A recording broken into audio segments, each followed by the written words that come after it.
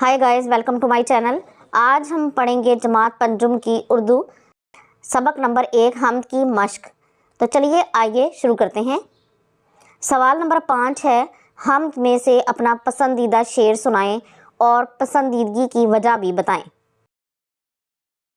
जिधर देखिए नूर फैला हुआ है, खुदा सारी दुनिया पे छाया हुआ है। मुझे ये शेर इसलिए पसंद है कि इस शेर में अल्लाह ताला के हर चीज़ पर कादिर होने का जिक्र किया गया है। सवाल नंबर 6 है, दिए हुए अल्फाज के हरूफ अलग अलग करके लिखें और आखिरी लफ्ज़ से अल्लाह ताला की बनाई हुई कोई सी दो चीज़ों के नाम लिखें। फलक, फे लाम काफ और काफ से हरूफ बनते हैं काबा किताब। हमद, हे मीम दाल हमद दरख्त दाश्त।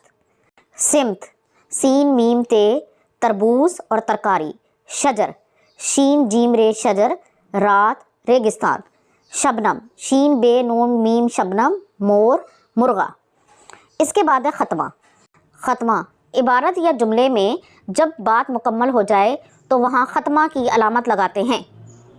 आइए अब एक इबारत देखते हैं जिसमें ख़त्मा की अलामत इस्तेमाल की गई है। एक नेक आदमी के पास बहुत दौलत थी। यहाँ जुमला मुकम्मल हो गया तो इसके बाद ख़त्मा की अलामत लगाएंगे।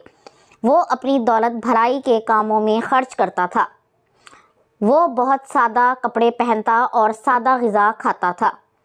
वो एक साफ़ मगर छोटे से घर में रहता था। दूसरी अलामत जिसके बारे में हम पढ़ेंगे वो है सक्ता। जब किसी जुमले में दो या दो से ज़्यादा एक ही तरह के अल्फाज साथ साथ आ जाएं तो उन्हें अलग करना ज़रूरी हो जाता है, तो उनके दरमियान में सक्ता की अलामत इस्तेमाल की जाती है।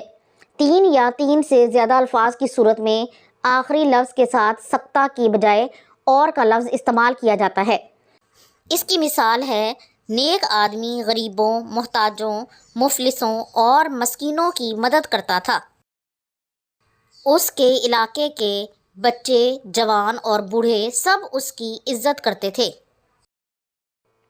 दिए हुए जुमलों में मुनासिब जगहों पर सक्ता का इस्तेमाल करते हुए सामने दी हुई जगह में जुमले दोबारा लिखें। अब्बा जान बाज़ार से केले, यहाँ पे आएगा सक्ता, अंगूर, अमरूद, माल्टे और सेब लाए। इन सब के दरमियान में सक्ता की अलामत इस्तेमाल होगी। हिना, राबिया, शाजिया और अस्मा सब 5वीं जमात में पढ़ती हैं। हिना, राबिया, शाजिया के दरमियान में सक्ता की अलामत इस्तेमाल होगी। मेरे बस्ते में कॉपी, कलम, किताब और डायरी मौजूद है। कॉपी, कलम और किताब के दरमियान में सक्ता की अलामत इस्तेमाल होगी। बाग में गुलाब, मोतिये, सूरजमुखी और नरगिस के फूल खिले हैं। यहाँ पर इन सब फूलों के नामों के दरमियान में सक्ता की अलामत इस्तेमाल होगी। सवाल नंबर 9 है, दी हुई इबारत दुरुस्त तलफ़्फ़ुज़ और रवानी से पढ़ें। अल्लाह ताला ने इंसान को अपनी मखलूक में सबसे अफजल दर्जा दिया है। उसने हमारी हिदायत के लिए अंबिया कराम अलैहिस्सलाम भेजे, जिन्होंने हमें एक अल्लाह की इबादत का हुक्म दिया। उसने अलहामी किताबें नाजिल की ताकि हम उनसे रहनुमाई हासिल करें। अल्लाह ताला इस कायनात का वाहिद खालिक व मालिक है। वो हर शय पर कादिर है। उसकी नज़र में हमारे सब काम हैं। वो रोज़े जज़ा का मालिक है। उसे अपने बंदों से बेहद मोहब्बत है। हमें एक अल्लाह की इबादत करनी चाहिए और सिर्फ़ उसी से मदद मांगनी चाहिए।